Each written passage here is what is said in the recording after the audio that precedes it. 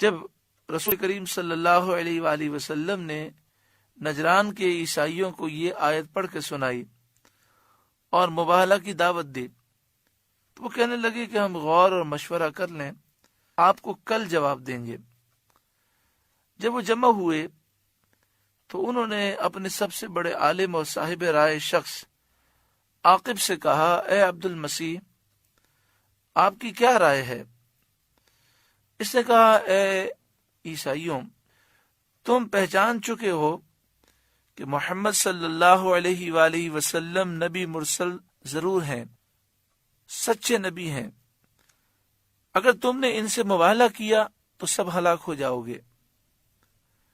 اب اگر عیسائیت پر قائم رہنا چاہتے ہو تو انہیں چھوڑ دو اور گھر کو لوٹ چلو اور ان سے مباہلہ نہ کرو۔ یعنی جو ان کا سب سے بڑا عالم تھا، صاحب رائے تھا، اس نے یہ کہا کہ اس بات میں کوئی شک نہیں کہ یہ اللہ کے سچے نبی اور رسول ہیں۔ اب انصاف کا تقاضا تو یہ ہے کہ ہم ان پر ایمان لے آئیں۔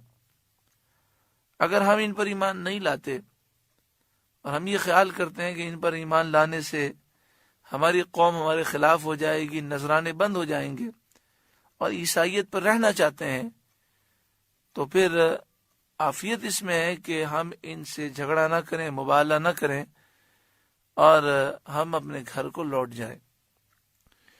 یہ مشورہ ہونے کے بعد وہ رسول کریم صلی اللہ علیہ وآلہ وسلم کی خدمت میں حاضر ہوئے تو انہوں نے دیکھا کہ حضور صلی اللہ علیہ وآلہ وسلم کی گود میں امام حسین ہیں، ابھی آپ چھوٹے ہیں، اور دستے مبارک میں امام حسن کا ہاتھ ہے، اور خاتون جنت فاطمہ الزہرا رضی اللہ تعالی عنہا اور حضرت علی حیدر شیر خدا رضی اللہ تعالی عنہ نبی اکرم صلی اللہ علیہ وآلہ وسلم کے پیچھے ہیں، اور نبی اکرم صلی اللہ علیہ وآلہ وسلم ان سب سے فرما رہے ہیں کہ جب میں دعا کروں تو تم سب آمین کہنا۔ نجران کے سب سے بڑے عیسائی عالم پادری نے جب ان حضرات کو دیکھا تو کہنے لگا، اے جماعت نصارہ، اے عیسائیوں، میں ایسے چہرے دیکھ رہا ہوں کہ اگر یہ لوگ اللہ تعالی سے یہ دعا کریں کہ اللہ اس پہاڑ کو اس جگہ سے ہٹا دے تو اللہ تعالیٰ ان کی دعا قبول کرے گا اور پہاڑ کو جگہ سے ہٹا دے گا۔ اے عیسائیوں، ان سے مباہلہ نہ کرنا ورنہ ہلاک ہو جاؤ گے اور قیامت تک روئے زمین پر کوئی عیسائی باقی نہ رہے گا۔ یہ سن کر عیسائیوں نے نبی اکرم صلی اللہ علیہ وآلہ وسلم کی خدمت میں عرض کیا کہ مباہلہ تو ہمارا کرنے کا کوئی ارادہ نہیں۔ آخرکار انہوں نے جزیہ دینا منظور کیا، مگر مباہلے کے لیے وہ تیار نہ ہوئے۔ سید عالم صلی اللہ علیہ وآلہ وسلم نے فرمایا کہ اس کی قسم جس کے دست قدرت میں میری جان ہے، نجران والوں پر، ان عیسائیوں پر عذاب قریب آ ہی چکا تھا۔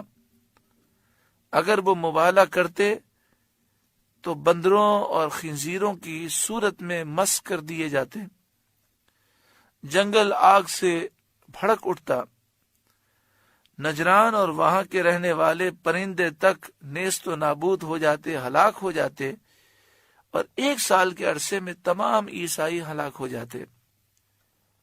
اس آیت کریمہ میں یہ فرمایا، نَدُو أَبْنَاءَنَا وَأَبْنَاءَكُمْ، ہم اپنے بیٹوں کو لے کر آتے ہیں، تم اپنے بیٹے لے کر آؤ۔ پھر نبی اکرم صلی اللہ علیہ وآلہ وسلم امام حسن اور امام حسین کو لے کر تشریف لائے تو قرآن مجید فرقان حمید کی آیت کریمہ سے یہ بات ثابت ہوئی کہ امام حسن اور امام حسین نبی اکرم صلی اللہ علیہ وآلہ وسلم کے بیٹے ہیں۔ یوں تو نسب بیٹوں سے چلتا ہے، لیکن نبی اکرم صلی اللہ علیہ وآلہ وسلم کی خصوصیت ہے کہ آپ کا نسب خاتون جنت فاطمہ الزہرا جو بیٹی ہیں ان سے چلا، اور حضرت امام حسن اور امام حسین کو حضور کا بیٹا کہا گیا۔ وَنِسَاءَنَا وَنِسَاءَكُمْ، ہم اپنی عورتوں کو لاتے ہیں، تم اپنی عورتوں کو لاؤ۔ عورتوں میں خاتون جنت تشریف لائیں۔ وَأَنفُسَنَا وَأَنفُسَكُمْ، ہم بھی آتے ہیں، تم بھی آؤ۔ تو سرکار خود بھی تشریف لائے اور حضرت علی حیدر شیر خدا کو بھی ساتھ لائے۔ اس سے امام حسن، امام حسین، خاتون جنت اور حضرت علی حیدر شیر خدا رضی اللہ تعالی عنہم اجمعین کی شان و عظمت کا اظہار ہوتا ہے۔